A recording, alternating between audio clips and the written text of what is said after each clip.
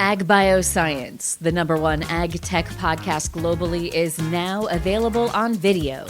Hear from leaders and innovators across food, animal health, plant science, ag tech, and agriculture. Mondays at 6 a.m. on YouTube or wherever you get your podcasts.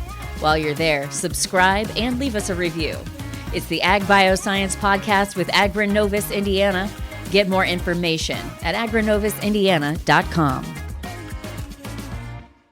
So there are students there that don't want to use AI because they are worried about how it's going to impact their capabilities. There are students that are worried about using AI because they're worried about being accused of cheating. Hi, I'm Jayson Manship, host of Authentic and Agentic, presented by TechPoint. Every week on this show, we break down what's happening in AI and what it means for how we work, lead, and live. Join me for a human-focused conversation that keeps you ahead of the curve. This is the Authentic and Agentic podcast on the IBJ Media Podcast Network. Hey friends, Jayson Manship here with Authentic and Agentic. This is my weekly podcast with the IBJ Media Network, where we dig into the world of artificial intelligence. Every week, I like to start with some news from around AI. A lot happening always. That's why we do a weekly show, because there's just so much movement in the world of AI. So today I've picked 3 stories that I think are super interesting because they kind of cross the gamut. They're all over the place. So let's start first with SpaceX. So if you haven't heard, I'm sure you probably have, SpaceX just did the largest IPO in history.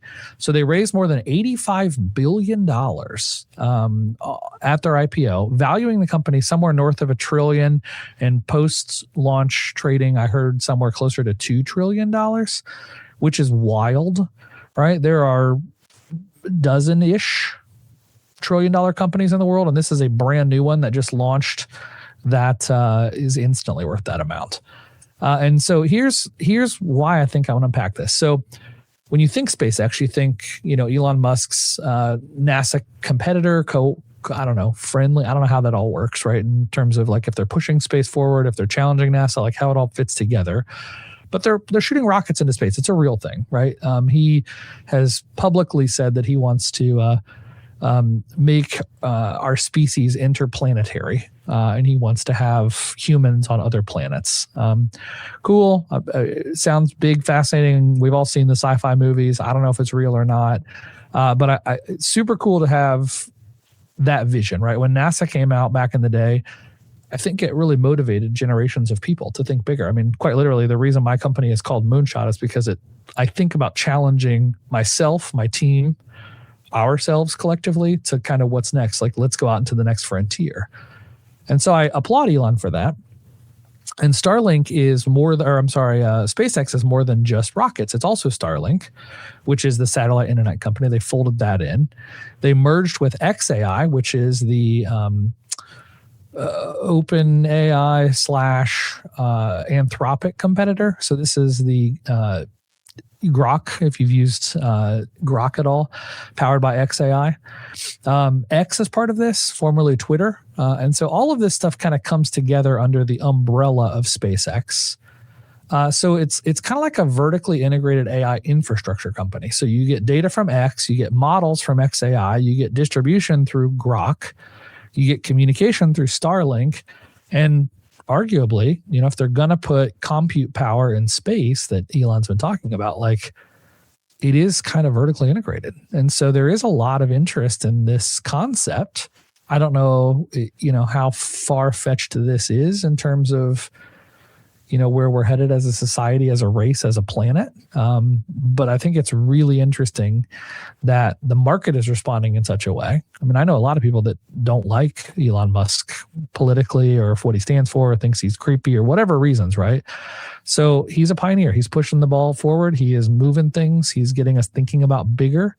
And I think that there's a lot of interest, in my point of view, in just watching all this play out. I mean, I drive a Tesla. I love it. It gets me from point A to point B where I don't have to touch a button. I push a button and it drives me from where I start to where I finish without me having to touch the steering wheel, do anything else. It is wild. It feels like living in the future. He's been talking about Optimus, the new humanoid robots that are coming out within the next couple of years. I mean, they are absolutely pushing the envelope. And so super interesting to see this SpaceX announcement. It's kind of wild to think about how all this is vertically integrated to get us to more AI, really, is what it is. It's an AI empire build, I think. On the second story I want to talk about is Anthropic. And this is wild because I don't know if you saw this, but the U.S. government asked Anthropic this last week to shut off access to its newest high-end models, Fable 5 and Mythos 5. So specifically for foreign nationals, right? They didn't tell them to shut it off. They said, shut it off for foreign nationals. This is too powerful. We don't want people outside of the U.S. to have access to this.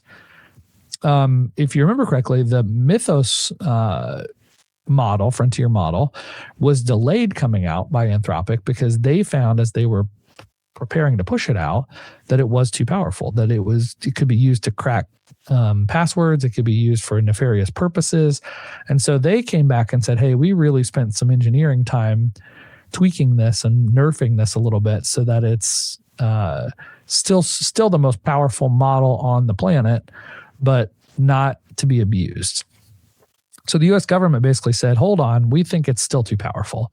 And they, wrote up a reason and sent it to Anthropic, and Anthropic complied. I mean, broadly, I would say they pushed back really hard. Their press release, or their release they put up on their website on Friday, I think it was, the 12th, was pretty pointed, right? They're basically making the case that if that they believe that there is a potential very narrow jailbreak opportunity, which in techie, nerdy cybersecurity terms is like a crack in the foundation, right? A way to get in.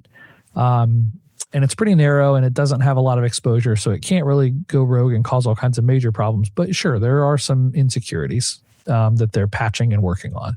So they claim that what the government is suggesting is just not true. And that, they're going to work with the government and do the thing that they feel like they need to do, but also like push back. And so in that, what they're now saying is, we are questioning whether or not the government should be able to restrict this sort of a thing. So let's think about this for a second. We used to restrict chips. So the federal government would say, hey, our chip making capabilities in the US are too good. And so we're not going to ship these chips to China or other places. Physical hardware, pretty easy to easy is the wrong term. Easier, probably, to create restriction and export and those sorts of things. Now we're talking about frontier models. Now we're talking about information. And it feels like the government's stepping in and saying, hey, this is a US only asset, dear company. And they're wanting to step in and actually restrict these models. So when does an AI model become a national security asset instead of a commercial product? How does the government decide who gets control? And this is the question we've been asking since I started this podcast. Who's in charge? How does this work? Who gets to say if it's okay or not okay? Ultimate power ultimately corrupts. As these AI companies are racing towards trillion-dollar IPOs, whether it be the President of the United States, the U.S. Congress, the European Union, NATO, the CEO of a company, the board of directors of a company, like ultimate power ultimately corrupts. And so who gets to decide what's okay, what's not okay, and who has access to this? We are moving to the point, folks, of no return in some ways. Like the model is now at a point where the developers have said, hold on, this is too powerful. Let's tweak it. Let's nerf it. Let's make it simpler. Then they roll it out and the government says, hold on, this is too powerful. Guys, we're like a few years into really building these AI models. What happens over the next 5-10 years? Who's in charge? How does this work? This is a big one. This is a big, big, big one. And I think it's going to be wild to watch it play out. For the third story this week, I want to pivot. This is more down to earth in your neighborhood. And this is, I think, another existential conversation, another conversation we have to have that doesn't feel like trying to solve all the world's problems, but it is a micro conversation that impacts all of us in some ways. And so I'm going to use an example. I was reading a story this week about how at the National Conference of Franchisees or whatever it is, the McDonald's Corporation, the Golden Arches, they announced that they are now testing a Google-powered AI drive-thru system. They're calling it Arch IQ or Archie, depending on who you talk to. And you drive up to the window, you place your order, And 90% of the orders are now being handled without a human. It's an AI bot that's listening and talking back to you, and it's very conversational, and it tries to understand what you meant when you said light ice or no pickles, or can you take two beef patties or no beef patties, and all that sort of stuff, right? And so it is an AI model listening as you're talking, and it's trying to reduce the labor costs and time spent in taking the order specifically, right? But I want to talk about this for a second. So cool. That's where AI is heading. AI is making redundant tasks faster, easier, and better. But I want to remind us of the conversation we have all the time. To what end? What is the goal here? Is it that labor costs are a huge chunk of the cost of fast food? And so by doing this, we can bring back the 99-cent menu to lower costs to give cheaper food options to people? Maybe. I think more likely, though, the companies that are investing and moving forward are thinking about improving their margins, reducing their labor costs, speed, consistency, upsell, staffing flexibility. Like there's a lot of variables, I think, there, folks, that if I'm a business owner, that's what I'm thinking about, right? And I don't believe the first movers are just trying to save money. I think they are trying to build a restaurant model where some of the problems they're facing, think about yourself. I don't own a franchise. I do own a retail store with laborers, right? With people running retail. And one of the things you're thinking about are, people calling in sick, training inconsistencies, like bottlenecks, variables that you couldn't plan for, right? I mean, some of this stuff, especially on the ordering side of the equation, kind of makes sense to think about using AI. But what does it do for entry-level jobs? I mean, Jeremy, who my business partner at Nameless Catering, he started at McDonald's. My brother-in-law, Eric, started at McDonald's. These are first-time jobs for a lot of people who are learning how to life, who are learning how to grow in their career. And I have friends that have been at McDonald's for 20 plus years and have climbed the ladder and have built something great of their life and their career, right? I mean, I'm just curious to know what happens to the labor markets, what happens to us as consumers. Will there be backlash? Right now, I'm seeing in the board game space at Gen Con coming up in August, if your booth has AI-generated art in it, there is a contingency of people in the Facebook groups that are saying, I will not visit your booth and I will never buy something from you. Because they're taking a political stand, a pointed stand that they believe in, right? And I totally support that they don't want to support someone who's not using real artists.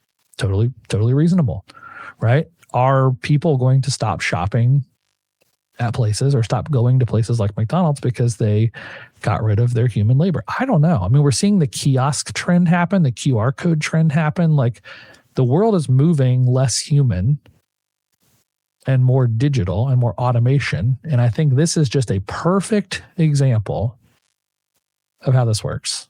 It's wild. And if you haven't ever experienced this, I don't know enough about how like all the franchise systems work and everything rolls out. I think there's some personal choice that the franchisees can make. I don't really know. But if you're in Plainfield, Indiana on US 40, there's a Taco Bell there near my Plainfield store for Moonshot. And they have had for a while this same type of ordering system. And the first time I went through it, that's right, Taco Bell's delicious.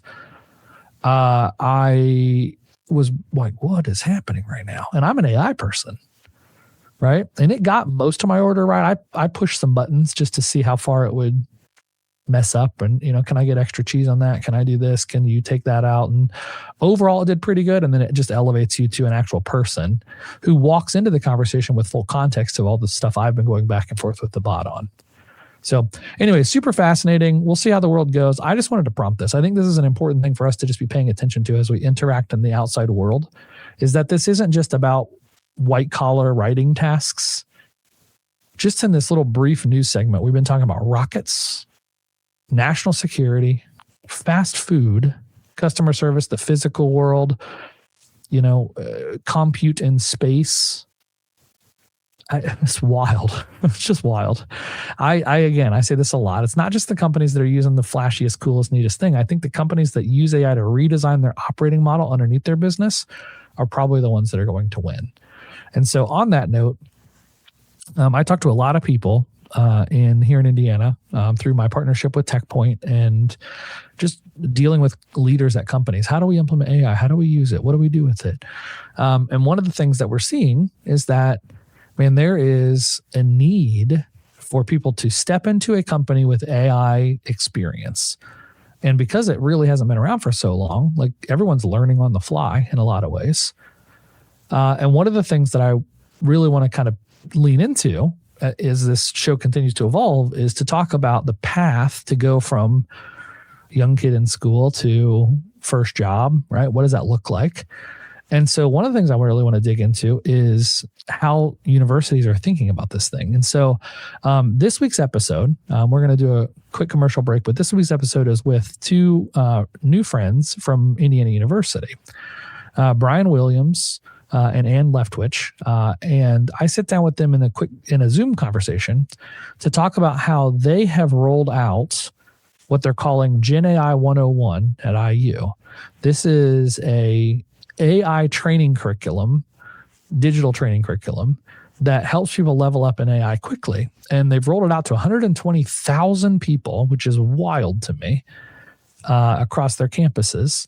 And we have a long chat about how it's going, what they've learned, what mistakes have they made, what are they finding, who's on board, who's off board, how does this impact the education system, what does it look like coming into a university? And so I think you're going to really have an interesting perspective on this conversation. Like, it is a fun chat about how universities like IU, with the scale and scope of 120,000 plus customers, constituents, employees, whatever term, right? They're serving a large base of humans. And I think a lot of people listening to this podcast are trying to say, like, how do I roll this out to my company? How do I make AI a thing in my company? Well, these are the folks kind of leading the charge at a very large higher ed level. So let's go to our sponsors, and then we'll come back with our conversation with Ann and Brian from IU. I think you're going to love it. AI isn't just changing jobs, it's changing who gets hired. TechPoint's new brief, AI amplifies the need to address the experience gap, shows how AI is changing entry-level jobs and how employers can take advantage of this moment. Download the brief and find out ways to get involved at techpoint.org/AI gap. AI is transforming every industry, and Indiana Wesleyan University is preparing professionals to lead that change. IWU offers a Master of Science in AI and Data Analytics, a graduate certificate in AI Business Innovation, and an Applied AI Analytics concentration, all designed for working adults. Flexible, online, Christ-centered, and grounded in biblical ethics. Discover how IWU can help you find the way forward. Visit indwest.edu. Brian, Ann, thank you guys so much for joining me today on the Authentic and Agentic podcast. Thanks for having us. Yeah, excited to dig in here. So we're doing Zoom. We don't do a lot of Zoom calls, but I love the fact that you guys made time for this. And so you're from IU. I met Ann at the Mira Awards because you won a Mira Award for the work that you've done at IU, and specifically around rolling out, I think it was ChatGPT, to a very large audience inside. I mean, like literally faculty, students, et cetera, admin, users. But you're doing a lot more than just that. So let's start there. And maybe talk to me about what happened at the Mira Awards and what the award was for, and kind of what that is. And then we'll get into some of the other specifics on the work you guys are doing now and what you've learned along the way. Sure. Yeah, it was really focused on how we're approaching AI adoption and innovation at IU, and how do we do that across a large scale organization with so many different moving pieces, with so many different kind of perspectives in mind. And so how do you provide the tools that are necessary, the training that's necessary, the support, the guidance, the governance, all of the ethical concerns, thinking about environmental concerns? There is so much wrapped up into AI adoption and diffusion. And how do we get everybody to a point where we're using it for amplification of our human skills and what we do as humans, and automating things that allow us to have more time to dedicate to the important human relationship pieces.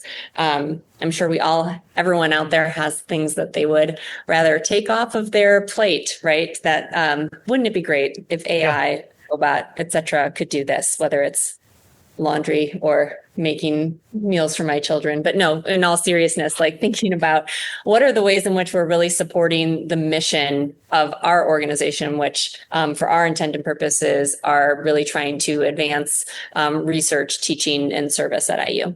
Well, I want to start with the scale of rolling this out to you said a large user base, right? I mean, I think that's an underestimate. How many total people are we talking about here? We have over 110,000 students across all of our campuses. And then I think 9,000 faculty and maybe more staff as well. So it is a large number that we're trying to target, and lots of different disciplines and business considerations to have. Oh, for sure. You're dealing with students that are learning life in real time. You're dealing with professors that have done it their way for, in some cases, 30 or 40 years. Yeah. You're dealing with administration. I mean, what I witnessed in higher ed for decades was it wasn't exactly a fast-moving object, right? I mean, it adapts to the world, right? And it's always thinking about how do we train our students better. I think that's awesome. But I have seen higher ed move faster than I've ever seen it before with this AI stuff happening.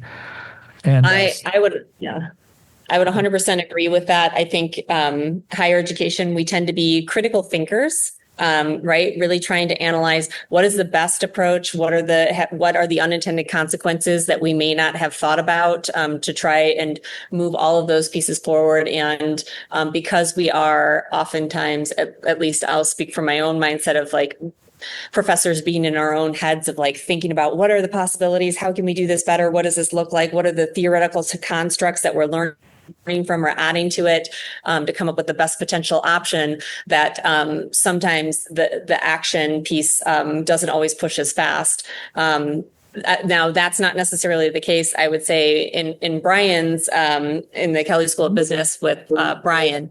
But I think that you can look at other instances that we've also had. A lot of it came from our administration, specifically, actually from our president, which I think is not always the case when you're looking at whatever the strategic priorities of the president might be.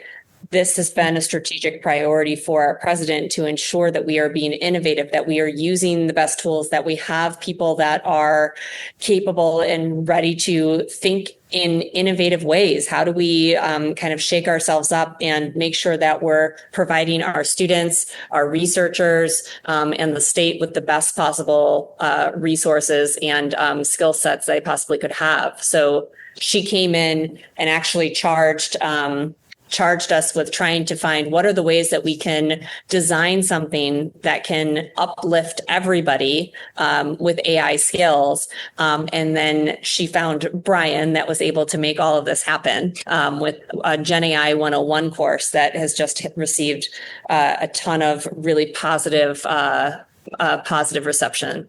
All right. Let's bring the wizard into the conversation. Brian, talk to me about Gen AI 101. And I am going to double click a little bit more in this conversation around, Pam Whitten's vision and pushing, because I heard that from the Lilly executives also, that when David Ricks said, hey, we're going to do this, like top-down leadership makes all the difference in the world because it gets alignment and buy-in and everyone knows it's a priority.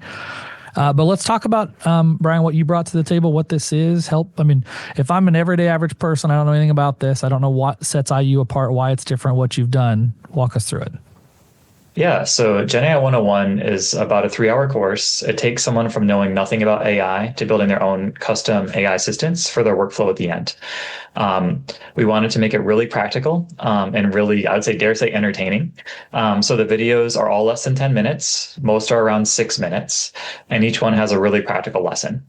So there's no math involved, and it's not very conceptual at all. It's instead like, here's how you actually get creative ideas out of AI, and here's 3 prompts to do so, or here's how you get AI to push back on your ideas, or here's a prompting framework. Here's some surprising ways AI works, right? Like AI is not human, but it's trained on human generated data, and that leads to a lot of insights from psychology that you can use when using AI to get much better output on it. And so it's pretty unique in that sense of being, essentially 36 to 10-minute videos that are almost shot in like a YouTube style, like a trying to be entertaining format. And then we also call it a co-teacher. We have a CGI AI called Crimson, who's in many of the videos to try to like kind of personify AI. So oftentimes Crimson is helpful. Sometimes Crimson makes mistakes. Oftentimes Crimson is comedic relief, but trying to hit that value of like, you can see AI is helpful, but makes mistakes, and also be entertained along the way. I love that. And so when the president says, hey, we're going to lean in on this, we need to solve it, you guys are tasked with, and I guess maybe help me, Brian, understand roles and responsibilities a little bit. So I know in an institution that's rolling this out to 120,000 people, I assume it's not you two people doing all of it. There's probably a team or departments or groups or various other places you have to connect with. So give me a little bit of an understanding of that, because one of the questions I get a lot is, how do we actually implement this, right? And most people listening to this aren't trying to implement to 120,000, but many people listening to this are trying to implement to 1,000, right? Or 500 employees or staff members of all different degrees of competency and discipline and interest, right?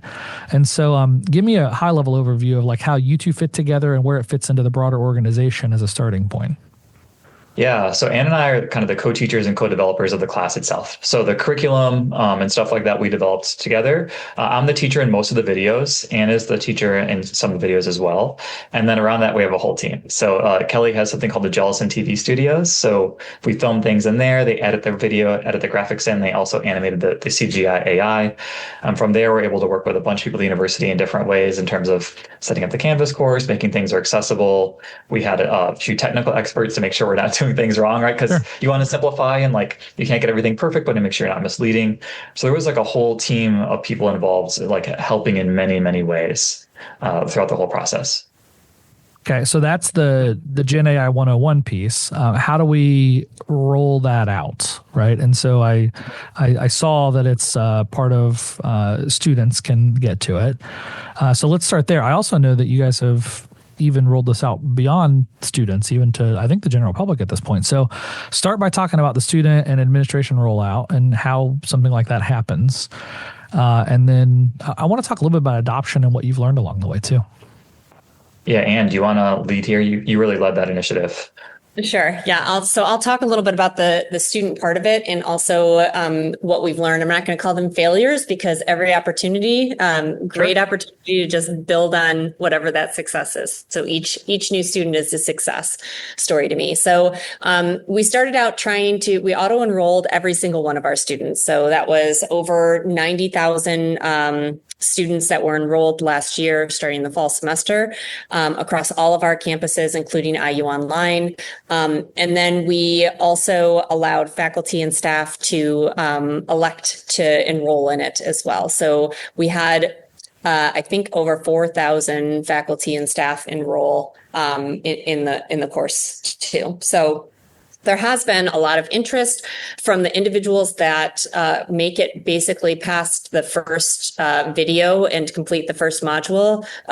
There is like great correlation to them finishing the course. And so they didn't get sick of us after the first, module or first activity. They see a lot of value in it and they continue to move forward. We also tried to do some student competitions because it was not mandated for the students to complete it, right? It just appeared in their Canvas and many people, poor Brian got so many of these emails of what is this? What this course is just appearing. What is this course? Do I have to complete it? So a lot of replies back to say you're not required to complete it is really great. And we did have students kind of poke around in it as well to look at some of the videos and utilize some of the prompts. And we're still doing a more thorough analysis on exactly what came of it and what were some of the learning moments. We also had student competitions for some of their organizations. And that didn't take off as much as we had hoped.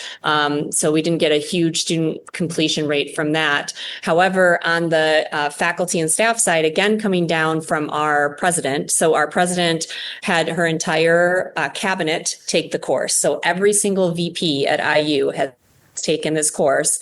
And then all of those VPs have asked their staff and area to complete the course as well.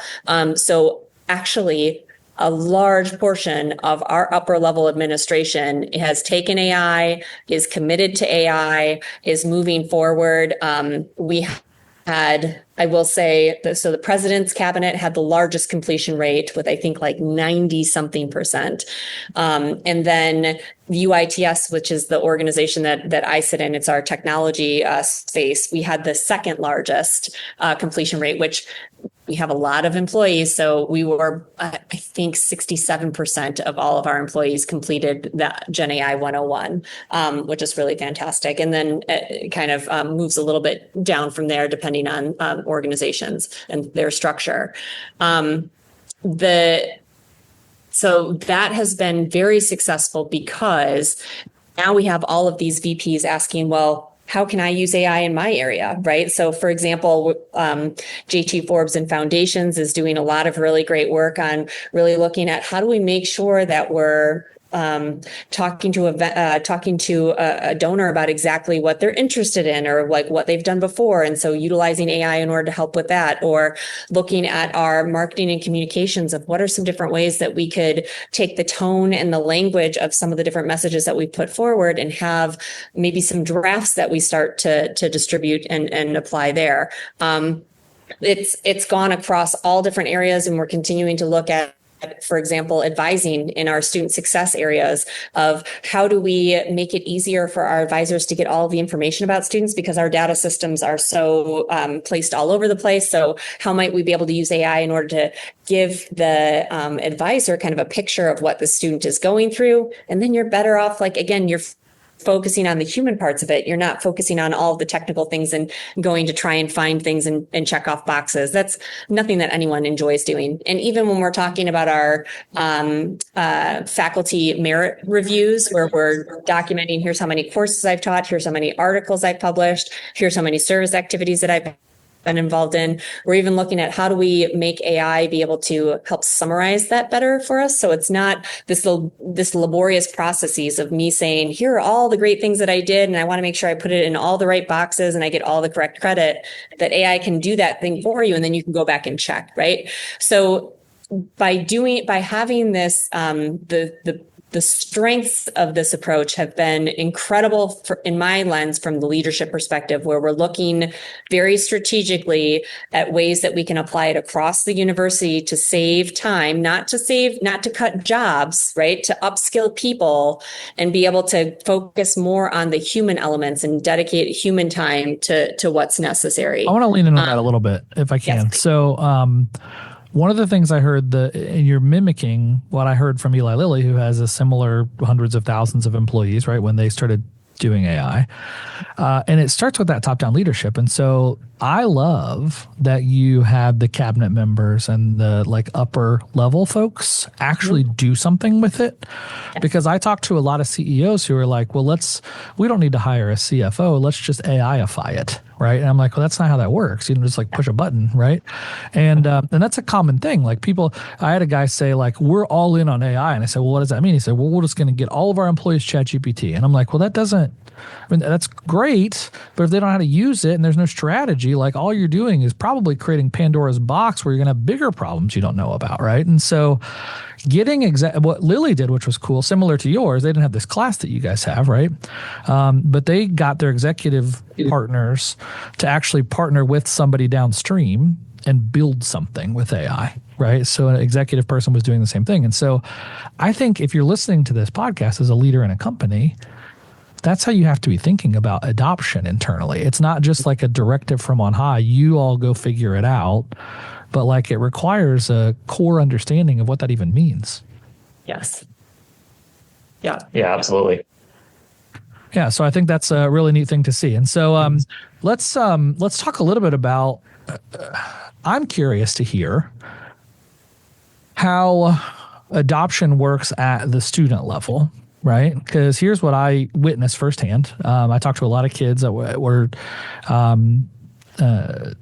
through TechPoint who's actively pushing, entry-level jobs and those sorts of things, right? That's a big part of what they're trying to do. I firmly believe it's like the best time ever to be a 22-year-old in the world, the history of the world, right? Because you have an Iron Man suit in your pocket if you put it on and you can do anything.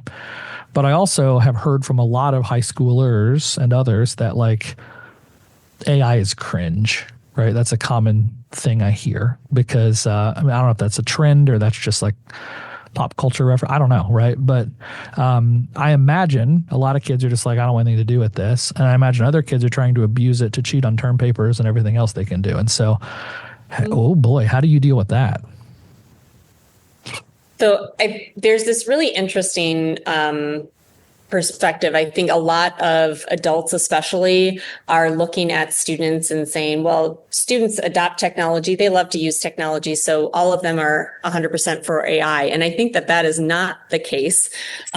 Just like anything, if you don't fully understand it and put it in a larger context, I think there are great opportunities to abuse the system and potentially impact your cognitive capabilities, right? Especially if you haven't perfected something. So for me, using it to help design educational tools, I have a PhD in education, right? It's not changing the way in which I think or interact with about AI. It is just amplifying and allowing me to do things faster. And then for me to be able to look at what did it actually suggest? No, I wanted to do these different things. So me using AI is much different than, for example, my kiddos using AI to help them with a paper, right? If they don't understand the constructs or some of the basic ideas, using AI could be damaging to them and what they're able to accomplish.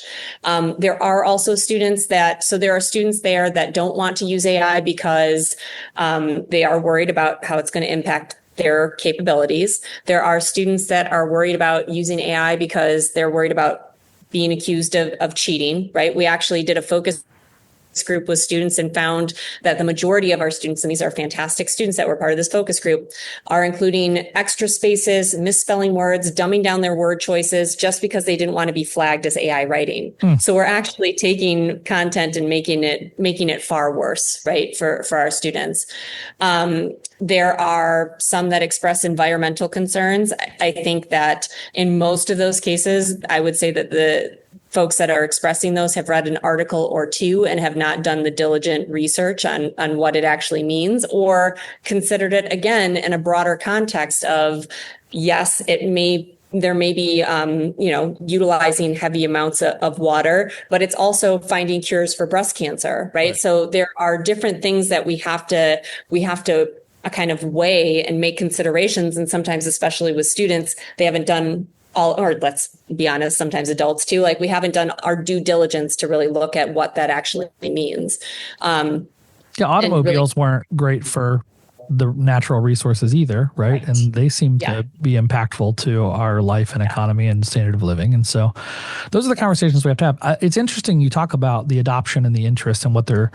So I went to Ball State, and my freshman year was when Facebook came out, and you had to have a .edu email address, right? And so I watched that thing take off like wildfire. But it was mostly because it was a social tool, right? It was about finding friends and getting in groups and doing things like that. And it was all about who knows who. And, it was very much like just a social thing. It wasn't a productivity booster. It wasn't something that, makes my schoolwork easier or whatever. And so hearing some of those fears and concerns from students is super interesting because they're trying to find themselves in college a lot of ways. And it's not just professionally, right? It's also socially and all the things that you get in a college environment. I'll share this quick anecdote. I was interviewing the folks from the Institute for Ethics and the Common Good at Notre Dame. So they are a group studying AI ethics, right? And with a Christian conservative worldview, right? Like a Catholic worldview. And what they found is that they were interviewing some folks in Silicon Valley, and the folks there told them, hey, when we were building Facebook and Instagram and Twitter, we wouldn't let our kids use those tools because we knew they were dopamine hits and long-term toxic and brain rot and all the things that come with it. But when they talk to the people building Anthropic and OpenAI and Grok, they're encouraging their kids at the youngest ages to use these tools because they see it as a productivity booster. And if my kid levels up earlier in life, then they can get into the best schools in the country and do all the things that go with it. And so I think it's a super interesting comparison in some ways, sometimes correlation, sometimes comparison. But when you think about something adoption spreading, and I think a college campus is a good way to think about that because you have a captured audience in some ways, right? Interactive people and all the different classes and interchanging and all that. I mean, like, I'm super fascinated by adoption of AI on a college campus.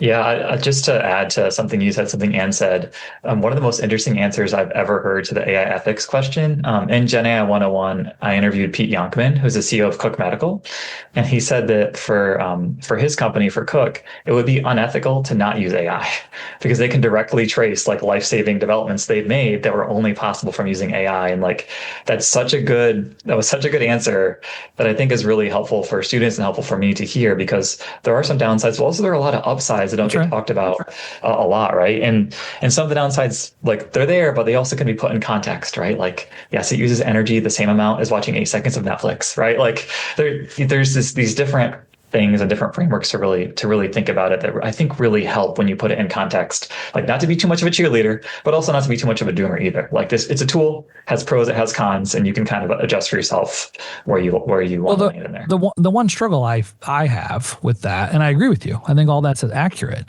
but I believe that it's moving the world so quickly in ways we've never seen before. I tell people on the podcast all the time, you either get on the train or you get hit by the train. There's no in between, right? You don't kind of maybe sort of dip your toe in it later because it is such an Iron Man suit that if you use it and are building with it, I can run multiple companies from a dashboard by vibe coding this, that, and the other and connecting all these dots in ways that weren't even possible. I would have had to have hundreds of thousands of annual dollars in staff and salaries to do this stuff that I can do by myself from my phone now.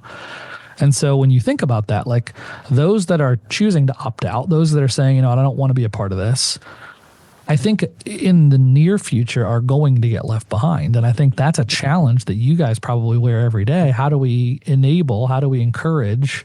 But it's also still a personal choice. Like people get to decide how far to go with it, right?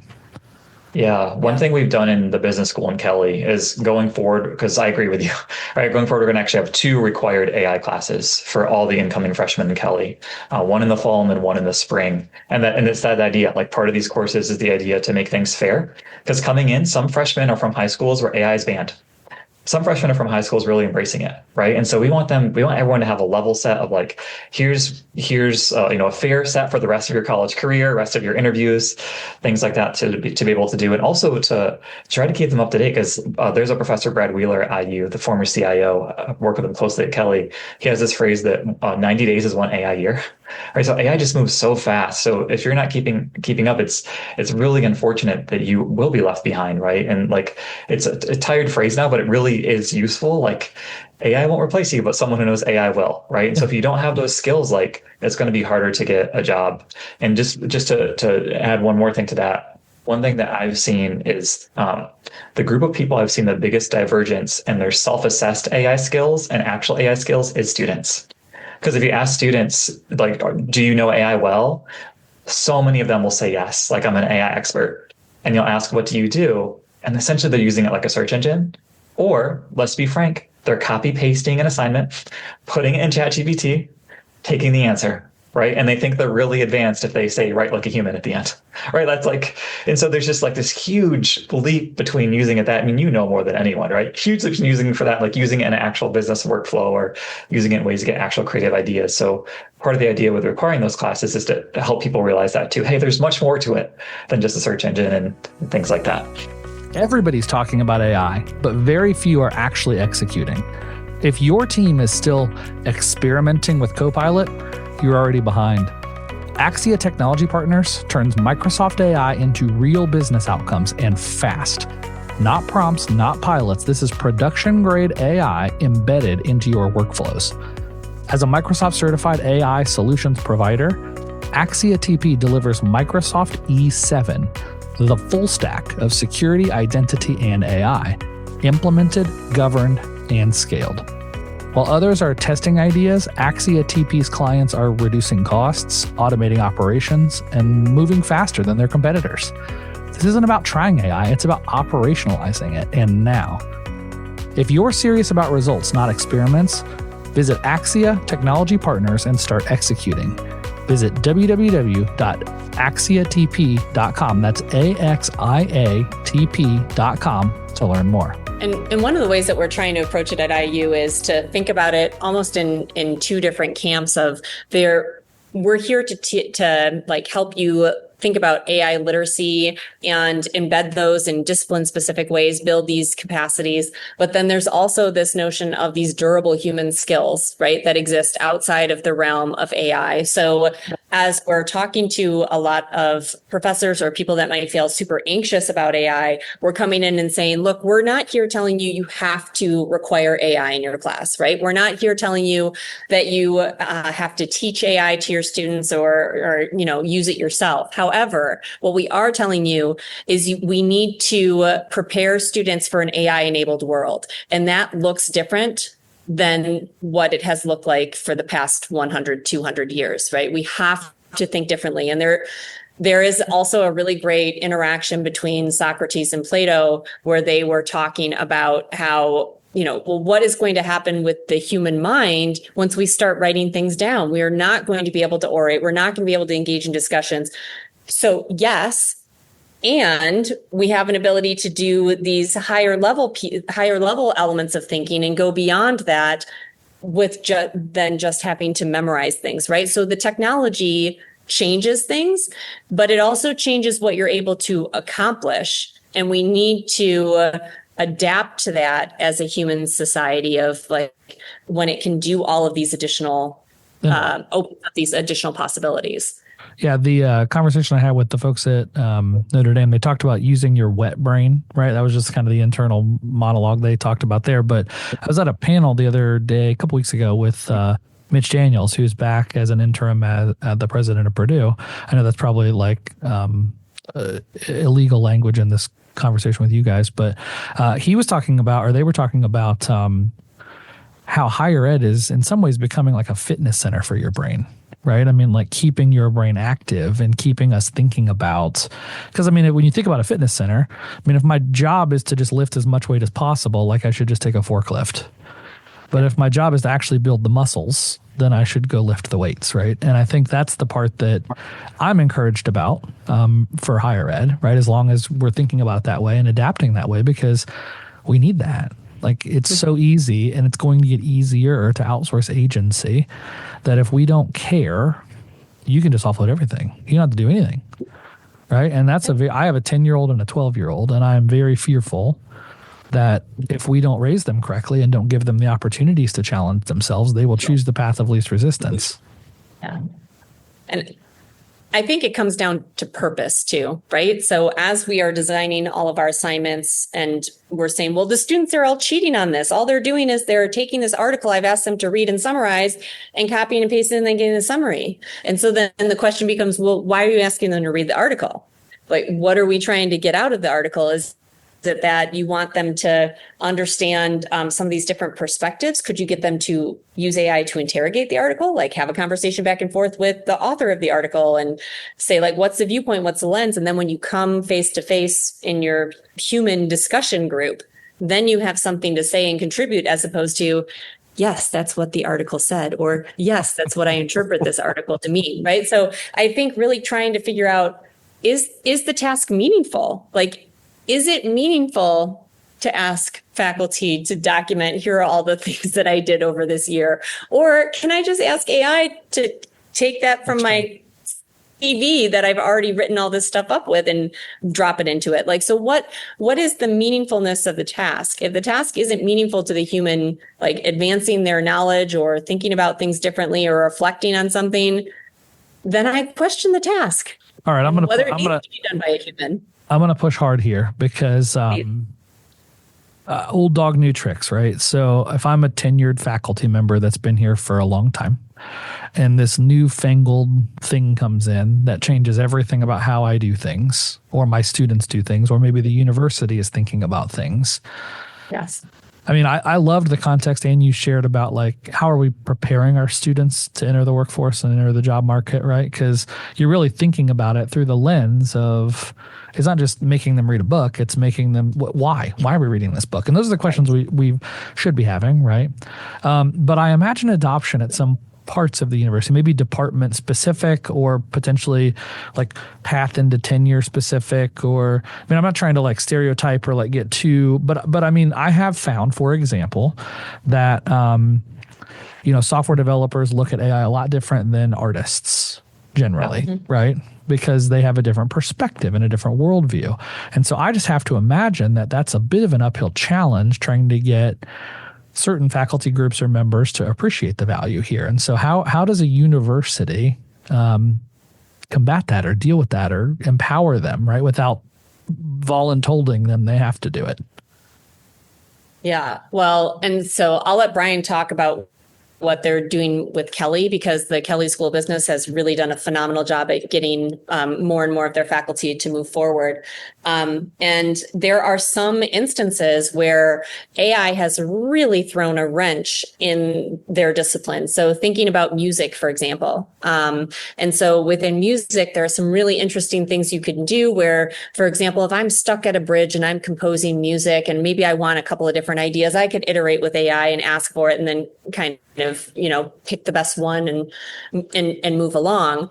But then what does that do to the music industry? What does that do to like who we are as musicians? And it may be that as a field, that's something that they need to kind of grapple with and say, look, we're not going to accept these kind of things, or these things are not appropriate for these reasons, right? If we do this, then new ideas, new music, it really can't be brought up. Although again, playing devil's advocate, I might say, well, it might be a way for you to introduce like and cross-contaminate different types of music that produces something really amazing, or it could be completely horrible because, it's not able to detect the patterns that are going to be the most pleasing to human ears. I was just talking to a guy last week that's a musician, lifelong musician, and he's a writer, he's a creative. And his perspective on music was very different because he can never sing it like he hears it in his head, right? And so he's using it to actually bring to life what he's creating. And that was like, whoa, never saw that coming. Yes. So I think there are these opportunities, right? And I think that in order to get to that, it has to be people who are in the discipline that can kind of talk about it, but then also know what's possible. And sometimes you don't know what's possible until you almost like ask the AI, right? To say, what are some different ways that I can do this? So that's been one of the ways that I have approached this, is worked with deans or department chairs and say, let's upload your programs of study, for example, and let's talk about what are the jobs that students usually get from these, and how are the ways in which they're using AI, and then how do we incorporate AI back into these particular areas. So usually the workshopping of it and showing them, first of all, that most of us have gone into becoming a professor in this field because you deeply care about your discipline, right? Like nobody goes on and gets a PhD if they aren't passionate about that particular area. So whatever you can do to connect to that discipline, whether it's, let me show you what this can do for, so mine is, I'm a professor in the School of Education.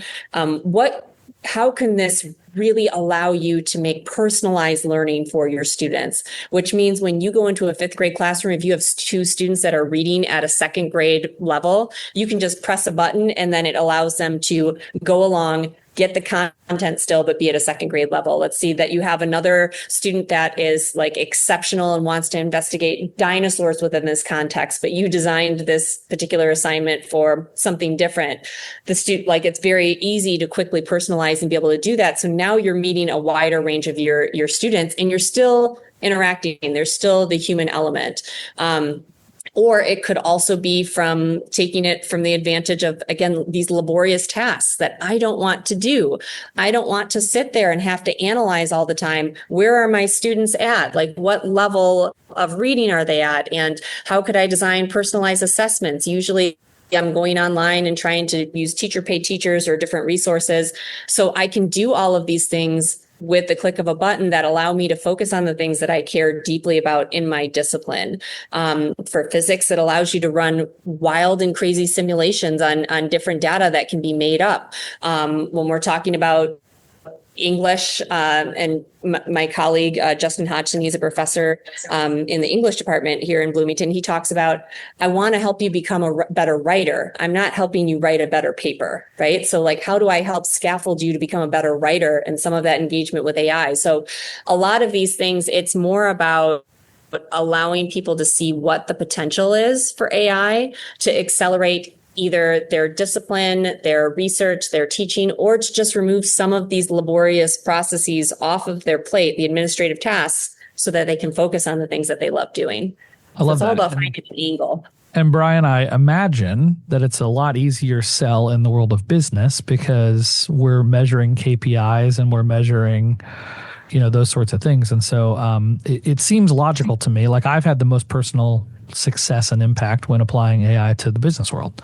I mean, I assume faculty members, there's for sure going to, like anywhere else, right? They're going to be, everyone's got their own reasons and, history and everything else that matters to them, right? But it feels more logical in the business world to apply it because you can start to increase productivity, reduce cost, do all the things that come with it. Is that a fair assessment?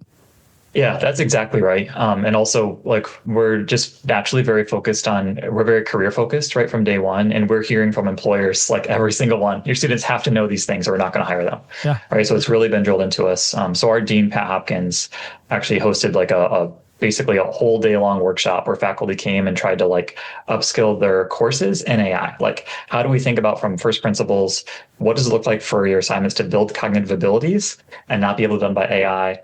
And then also like add that human element, right? And so we had over 120 faculty show up, right, voluntarily for 8 hours from all the different areas with that sole intent. I was like, how do we adopt what we're doing for the AI age, knowing that we're going to have to do it again probably next semester, right? As new skills come out and new agent things come out. So definitely an easier sell in the business school, which makes sense in a lot of ways. Yeah, I talked to. I went to the Education Power Breakfast that the IBJ put on a few weeks ago. And I talked to a local leader, Amon Brar, and he was talking about how he believes that AI may not actually make educators' lives easier, right? There are moments, like Ann was describing, where you can personalize. But here's what I know in the business world. Once I learned these tools and learned how I could build with these tools, I've personally over the last probably 60 days been more stressed out than I've been in years and years because I have so many spinning plates, so many things that I'm maintaining and building and tweaking and optimizing, that just because you have this fancy tool that can help that, those two students go from a second grade reading level to a fifth grade, now you have to manage that and build that, right? And so like, I do think it's going to be a pretty interesting kind of rollout / adoption model, right? And everyone's going to do it a little differently. You said something about students. I teach a lot of classes, just open business classes. And I've never seen anything in my professional career where people have such disparate perspectives of what they actually know and what they don't know. They'll be like, I'm an expert. And to your point, they'll be like, I just ChatGPT. And then you'll talk to some guy who's like, I'm barely using it. And he's like, got agents running, right? And it's like, okay, those are not the same. And so I think that is a pretty hard thing to understand. So to me, I love that you guys built and are kind of encompassing this Gen AI concept. Let's talk a little bit more about that so we can kind of help understand how it fits into everything else that you're doing. So It started as something for students. I've heard it's now available outside of students. I imagine, just based on the 90-day every year story you told earlier from your CIO, that it's changing a lot. It's not just like let's go make a video and push play and let it run for the next 5 years, right? I mean, stuff is changing every day. And so talk to me about kind of the evolution of that Gen AI 101 and where it is today, where it's heading. What do I need to know? Yeah, so the Gen AI 101 course that we did, that's available for anyone in the public to take at kelly.com/learnai. And one surprising thing that we found is that even though it was made for students and it's very IU, there's some good IU jokes in there, right? Some good IU football celebrations in there. Maybe a Purdue joke or two when we're talking about things. So even though we have that, it's actually being used by like a bunch of companies to upskill in AI, including some very large ones, multiple Fortune 500 companies. And I think the reason is because it's so practical, and it's also relatively objective, like being not from a tech company, right? So I think it's received better. That's a big one. That's because I know a lot of folks that have. People ask me all the time, where do I go to learn the next steps, or what do I do? And Google has a great program, but it's very Google focused, right? And so I guess yours is probably more IU focused than Purdue focused. But I'm not here to learn about IU. I'm here to learn about AI, and so it can probably take a more pragmatic look at the tools across the board that aren't so software focused. Yeah, I think that's exactly right. And then just having a practical takeaway every 6 minutes, right? In terms of the development for the curriculum at IU, we're doing something really unique. The courses I'm teaching, those 101 and 201 courses that all the Kelly freshmen will be required to take, those are going to be revamped every single year really extensively. And so for context, I'm sure listeners know, but like most academic courses, like I taught accounting before this. My research is actually at the intersection of machine learning and accounting. And like those courses are updated, once every few years. If you're thinking about things like the fundamentals of financial accounting don't change very much, right? But this changes a lot. And so it's going to be revamped every semester. And then in addition to that, we're also adding like something we call like a what's new in AI segments. So like we have built-in courses or built-in classes where that whole class is just dedicated to like what happened in AI this week, right? Or these last 2 weeks, like what's new that you need to know. And in our pilot run of 201 in the spring, that allowed me to like spend a whole class on Claude, right? Because Claude is becoming really popular in the business world. It's like, well, you need to know Claude, you know what a skills file is. Turns out it's just a detailed prompt, like maybe you shouldn't make the stock market drop by 8% and when they release one. Maybe it should, I don't know, but at least now you can know what it is. But that flexibility isn't typically there. And so we're building that in intentionally, knowing it moves so fast, knowing we want to really help students stay up to date. Just having that built-in thing of like, we don't know what this is going to cover, but we know there's going to be something. Right. And that's been really, really, really cool. And I feel blessed to be able to do that. Well, as I'm listening to you both talk about rolling this out to what feels like a zillion people, right? 120 plus thousand humans. One of the things that I kind of extrapolate from that as a lesson that I've picked up from other leaders in smaller organizations is, AI champions. And you both are that, right? You both are driving that boat. And then what I have seen success in is cross-departmental AI champions. So a person in a department that's like the lead that's, really into it, maybe in the accounting department and the sales department and whatever. And then they're getting together as like a small group of people that are pushing the boundaries in their own worlds and learning off of each other and growing. And it sounds like some of that is happening kind of organically through your efforts, because I've heard you mention people in other departments that, quote unquote, get it or are part of the conversation. But then the other thing that I see a lot of success with for companies is a single department that really just like leads. And it feels like maybe, Brian, with your push in the Miller College or the what's the Kelly School of Business? Sorry, Yes. I went to Ball State. It was called Miller College. No worries. The Kelly School of Business. So you're driving the boat there and you're getting it adopted at the freshman level. Right. And so I imagine that when that plays out and you guys see the success that comes from it, that becomes a model that other departments can replicate in some ways. And start to build into those places too. And so, we're all moving at different speeds, but I think that's really important to understand as a leadership team that there has to be leadership at the top that gets it and pushes it. And then you have to really empower departments and individual leaders, champions, to grab the bull and go, right? Yeah, that's exactly right. Like it sounds like you're saying a lot of what we're saying. And just to affirm, like, I think having both those is really important. Having the ability to stay nimble, right? And sometimes when a team is smaller, you can stay nimble, and that can be really, really helpful. Like, it was really wonderful for me in creating Gen AI 101 to be able to talk with Anne every day and be like, Anne, like, I'm seeing this. And she would say, that's a great way to explain it for a 38-year-old who loves college sports. But, a 19-year-old who might like something different might really not get that metaphor. And it was really great to have that small team you trust, right, to be able to work things through. Yeah, I love that. And that's exactly the way to think about it. So I like to ask this question of my guest as kind of a final question. As you think about, we're dealing with like existential challenges, right, for humanity in some ways. Like, there's a small subset of people that believe that the robots are going to kill us all, right, someday. Hope that's not the case, but we'll see. But we're all dealing with things that are stressful to think about, maybe not tactical same day type stuff, but like as we look into the future, some of which is power, water, earth resources, etc. Is there anything that's keeping you up at night? Anything that you're like thinking about into the future and like, man, this is a major issue? I'm going to tell you mine real quick because it touches on something I think Ann said earlier, or you said earlier, Brian.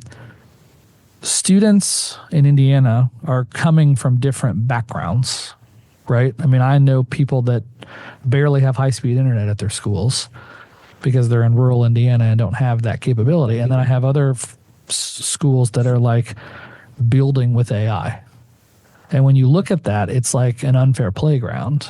And so I love the fact that you're level setting at the freshman level and kind of getting everybody up to speed quickly. I think that's a really strong approach. But that's something that's concerned me for a while. I talked to Katie Jenner, the Secretary of Education, about this because, man, we could really create a haves and have-nots culture unintentionally, right? By leaning into the speed of which the world moves versus getting hit by the train is the analogy I keep using.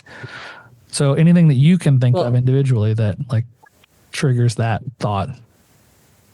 I want to actually double down on what you said, Jayson, because I think in addition to that, what is also happening is there are some schools that are, for all intents and purposes, banning most or all AI use. They're scared of it and they don't know what to do with it.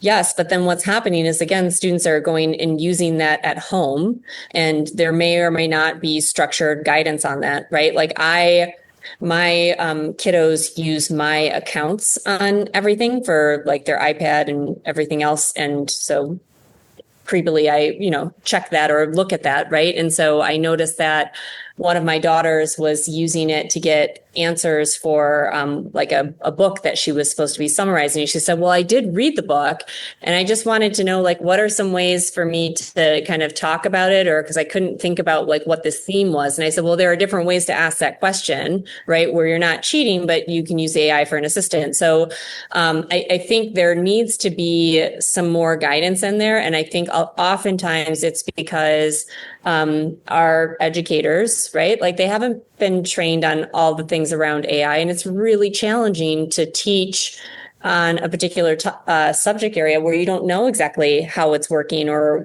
why it might be hallucinating.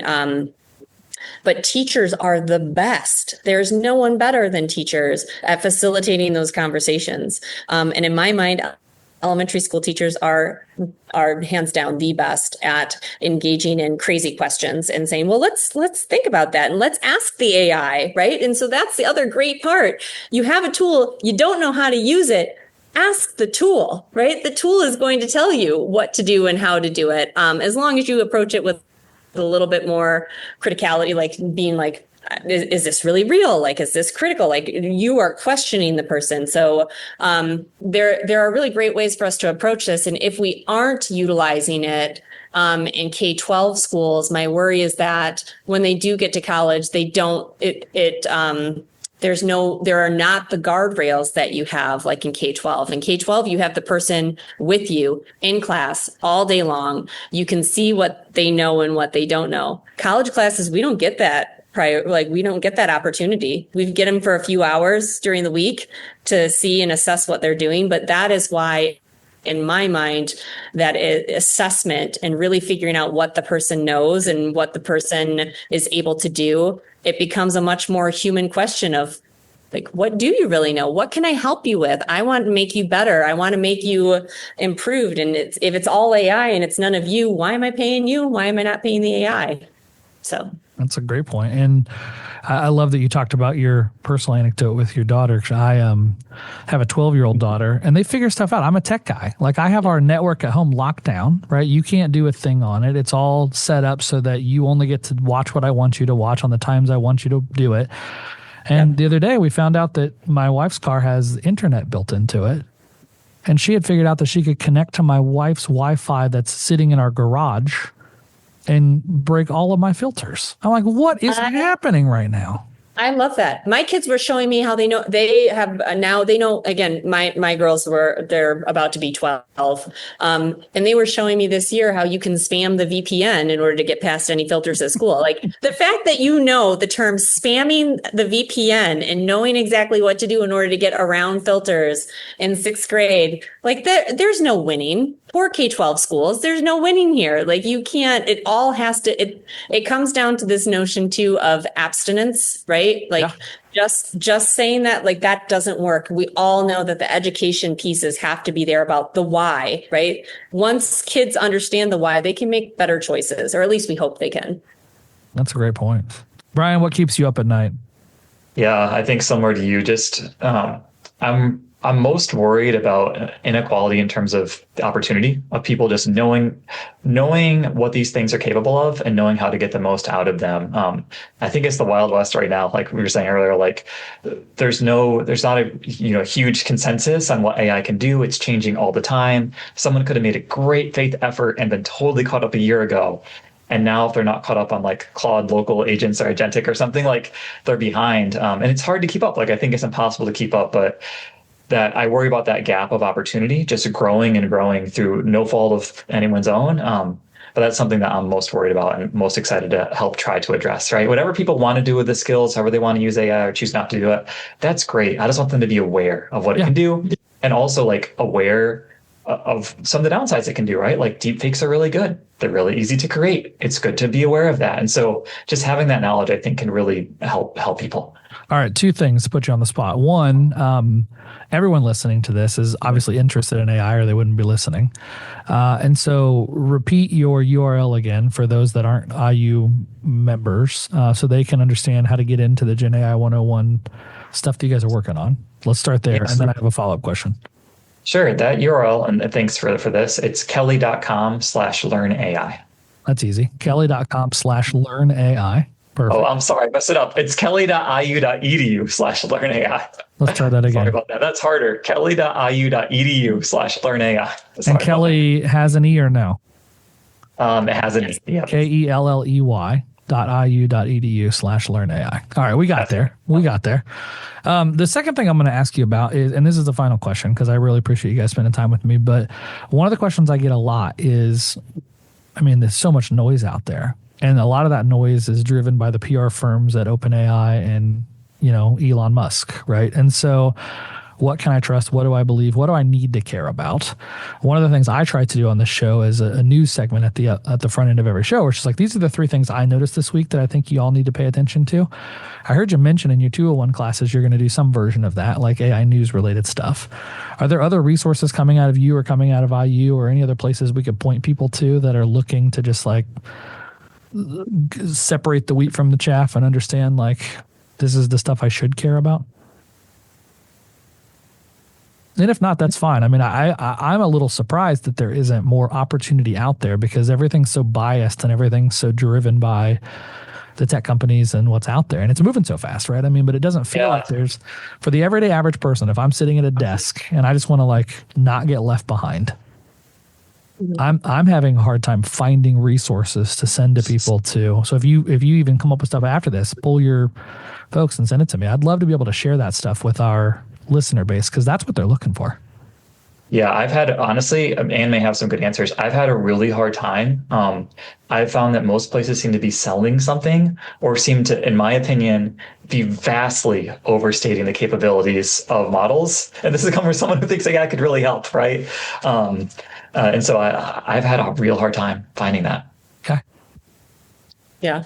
I would agree with that too. I think there are, so Justin Hodgson, he does an educational podcast that talks from the educational side of things. That's good. I can figure out that name and send that to you. That's helpful. Yeah, that they go over again within an educational context, what that might look like. We have things that are happening at IU. We have on ai.iu.edu. So you can kind of see how we've been approaching things, our university-wide process, how we're using AI in research and teaching, all of the different highlights around that. So that's been our one source of truth, at least around IU and what's going on. And then because we also have it in our UITS AI page that again shows what kind of data you can put into what kind of systems. But that's all guidance at the university level. Got it. And that's important to disseminate to your large audience of people.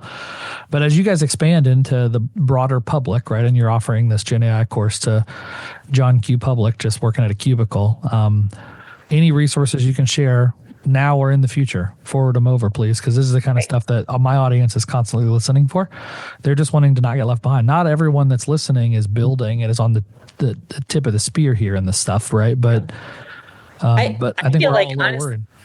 Honestly, Jason, I think one of the things I've been thinking about building for myself is some kind of an agent or even just a prompt that runs every day that can go out, find the newest news sources and filter it the way that I want. I've used it a lot for Google Notebook LM. That's one of my favorite tools. So I'll dump a bunch of articles that I'll get from Gartner, from other places, and then say, I want you to create a podcast for someone who's an AVP in learning technologies that has an expertise in education, that loves examples.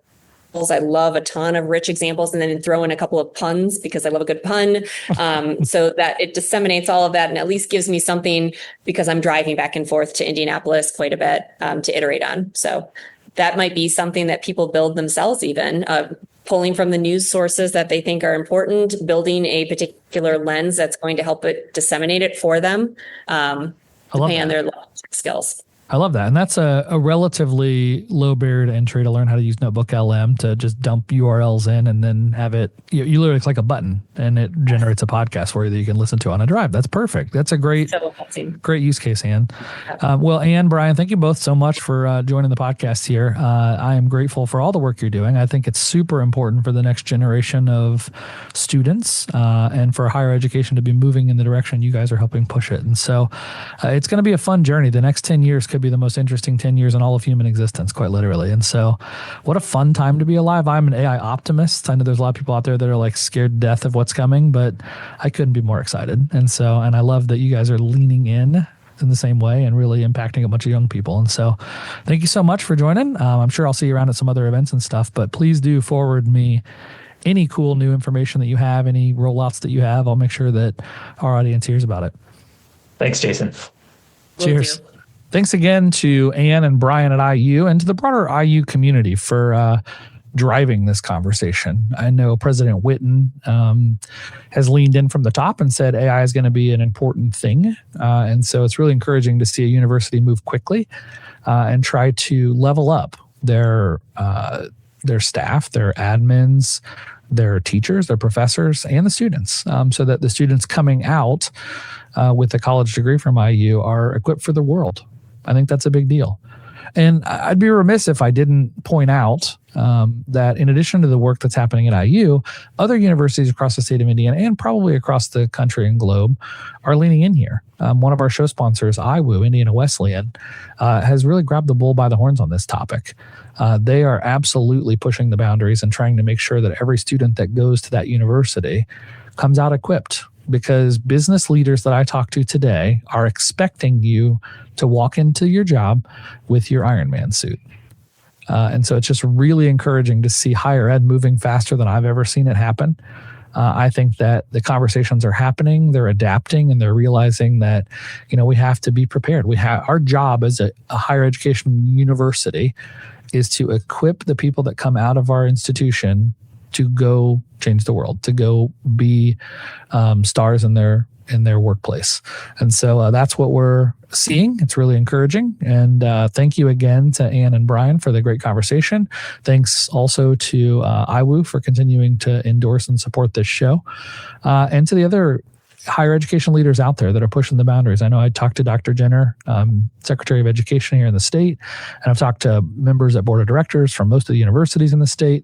Like, these are the conversations that need to be happening. This is the stuff that needs to happen. So please, please, please continue to push the ball down the field, and let's equip our students like these universities are doing.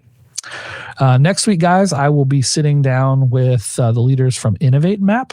They are a product design company. And I'm super excited to hear their worldview and perspective on how AI is impacting the product design space. So should be a great chat.